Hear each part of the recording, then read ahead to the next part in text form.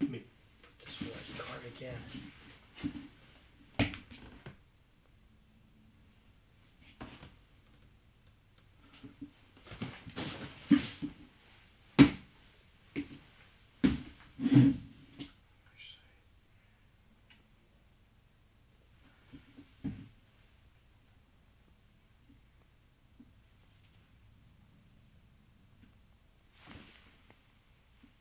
Okay.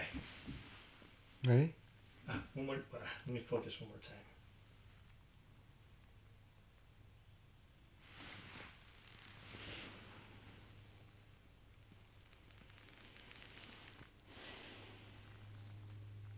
Okay.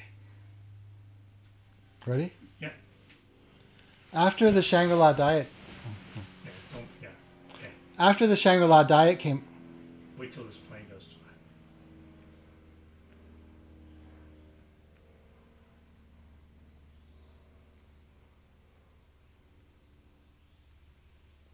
Okay.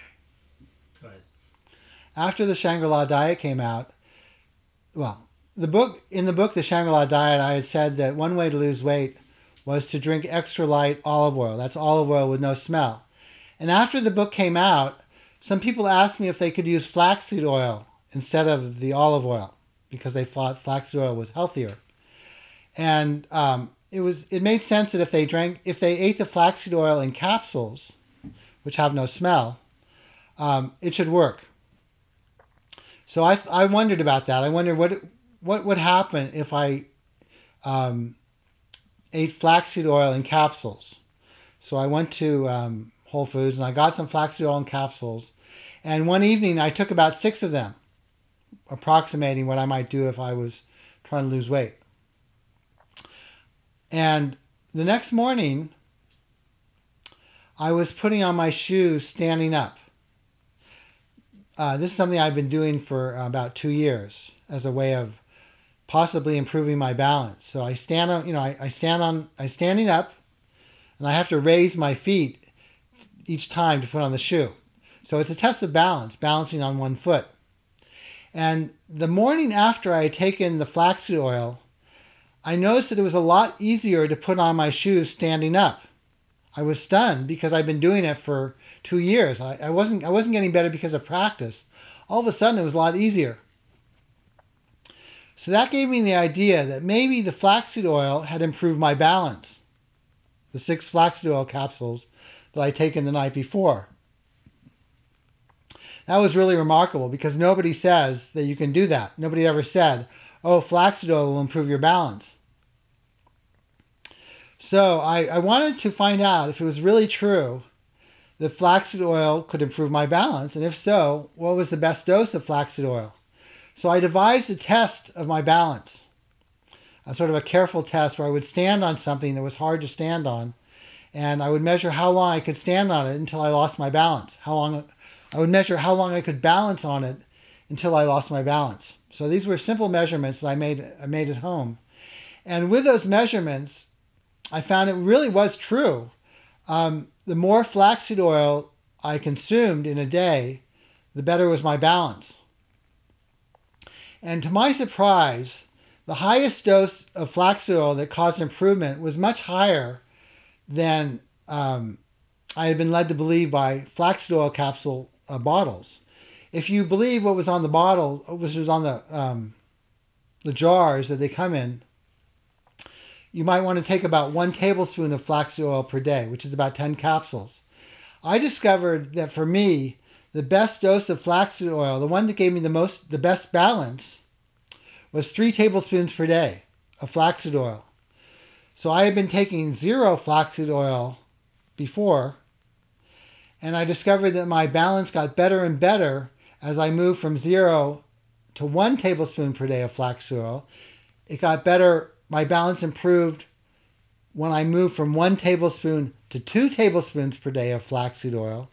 My balance improved even further when I moved from 2 to 3 tablespoons of flaxseed oil. Excuse me. I'll sneeze again, so I'm Yeah. Okay.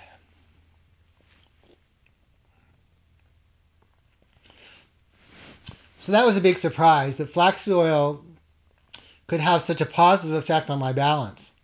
Our balance is controlled by our brain, obviously. So apparently all this flaxseed oil was making my brain work better. This wasn't a huge surprise because flaxseed oil is high in omega-3, and everybody understands that omega-3 is good for the brain. The novelty to me, what was so new to me, which really impressed me, was that I could be so deficient in this nutrient, that I was so low in this nutrient compared to what was best, that I needed 3 tablespoons of flaxseed oil today. Start from the beginning, yeah. What surprised me, what really impressed me, was that I was so low in this necessary nutrient. It wasn't a new idea that flaxseed oil was good for the brain. The new idea was that I was so far from what was ideal. I had been taking 0 flaxseed oil per day. I thought I was getting enough omega-3 from all the fish I ate. Apparently not. It was clear that I had a massive omega-3 deficiency, in the sense that if I ate a massive amount of omega-3, I kept on improving. Only when I got to 3 tablespoons per day of flaxseed oil did more flaxseed oil fail to produce improvement. I was stunned by this, not only because turned out I was so low in omega-3, because I had been eating fish a lot, but also because no one had ever talked about how this was possible, how it was possible that our brains would work much better if we drastically changed what we ate. In other words, everybody had missed the fact that we're all low in omega-3, assuming that I was normal. If we're all low in omega-3, what else are we missing? This suggested that nutrition science was not doing a very good job of figuring out what foods are best for the brain, because it had been way off on omega-3. Conventional nutritional science had done a very bad job of telling the public how much omega-3 they should eat to make their brains work as well as possible. So I became interested in the idea of learning more about what foods make my brain work the best, because it seemed to me that this was an area of ignorance that was not well recognized by most scientists, including nutritional scientists. So I wanted to find out what foods make my brain work the best. And I came to believe this was quite different than what we've been told, or what we already think at the moment. How would I do this? My method was to measure my brain function day after day in the hopes that someday it will improve or get worse. My method was to measure my brain function day after day in the hope that at one point it will suddenly get better or it will suddenly get worse. And when that happens, I will figure out what caused it to suddenly get better or suddenly get worse, and that will help me figure out how to make my brain work the best. So if I suddenly get better at my test of brain function, then I can figure out why. What happened to me? What did I do that caused me to suddenly get better? So in other words, I was going to measure my brain function day after day and look for sudden changes. I was going to hope that eventually, someday, there would be a sudden change. And I could figure out what caused the sudden change, and that would tell me something about what made my brain function better or worse. Hopefully, I would find a sudden change for the better. My brain function would suddenly get better one day, and I could use that information to figure out what foods make my brain work the best. So day after day, I did a brain function test on my laptop. In the beginning, it was an arithmetic test. I would do a simple arithmetic problems on my laptop. I would measure how fast I was. And if I was faster, that was better. So time went by and I was, just doing the test day after day. And then one day I was substantially better than usual. And there were about 6 things that were different on that day. 6 things I had done differently than the days before. And I tested each one of them separately. And I discovered that the one that made the difference was butter. If I ate half a stick of butter, I discovered that the one that made the difference was butter. I discovered that if I ate half a stick of butter per day, my arithmetic scores were faster than if I did not eat the butter. In other words, eating the butter made me faster at arithmetic, not eating the butter. It wasn't just a matter of fat, actually. I didn't just eat butter. It wasn't necessarily the fat in the arithmetic. Why did the butter make me faster? It wasn't necessarily the fat. It wasn't as simple as, oh, I'm eating a lot of fat. Because when I started to eat all the butter, I stopped eating a lot of pork fat. So the switch to butter was really a switch from pork fat to butter. And whatever was good about the butter was missing from the pork fat. So the comparison is butter versus pork fat. But in any case, it worked. I ate half a stick of butter day after day. Ever since then, it's been about 2 years. And lo and behold, I became faster at arithmetic exactly when I started eating all this butter every day. And I stayed faster at it all this time. And ever since then, there have been some tests of my conclusion that butter made me faster at arithmetic and in general made my brain work better. And one was that other people tried it. Some other people ran an experiment where they compared 3 conditions.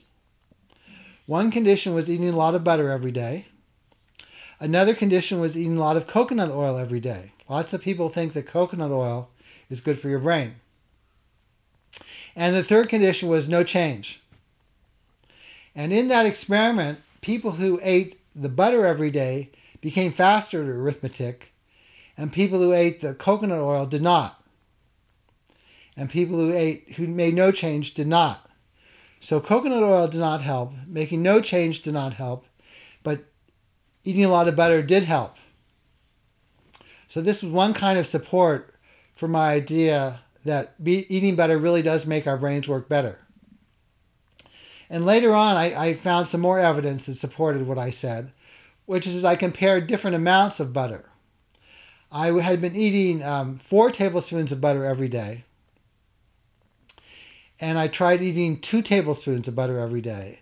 And when I switched from 4 tablespoons to 2 tablespoons, I became slower at arithmetic. And when I went back to 4 tablespoons per day, I became faster again. So this was more evidence that eating a lot of butter did help my brain.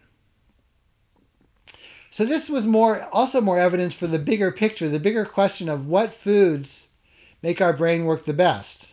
This was more evidence that we don't really know what foods make our brain work the best. And that when we find out, the answers may surprise us. No one had previously said that butter will make you smart, but that's what I found.